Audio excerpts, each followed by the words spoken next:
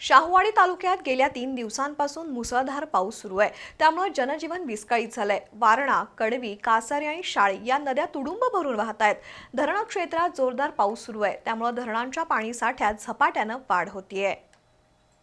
शाहूवाडी तालुक्यातील खरीप हंगामातील पेरण्या अंतिम टप्प्यात आल्या आहेत। भात रोप लावणीच्या कामाला वेग आलाय। पावसामुळे शेतात पुरेसं पाणी साचल्यानं रोप लावणीची कामं युद्ध पातळीवर सुरू आहेत। तालुक्यातील प्रसिद्ध बरकी धबधबा पूर्ण क्षमतेनं कोसळत असून निसर्ग सौंदर्य खुलून दिसतंय। आंबा घाटात ठिकठिकाणी दरडी कोसळत असल्यानं वाहन चालकांना सतर्कतेनं प्रवास करावा लागतोय। नद्यांच्या पाणी पातळीत वाढ झाल्यानं नदीकाठावरील शेती क्षेत्रात पुराचं पाणी शिरलं असून पिकं पाण्याखाली गेली आहेत। त्यामुळे पिकं कुजण्याची चिंता भेडसावतीये। धरण क्षेत्रात पावसाचा जोर कायम असून वारणा धरणात 6214 क्युसेक, कासारी धरणात 1279 क्युसेक तर कडवी धरणात 1185 क्युसेक पाण्याची आवक सुरू आहे।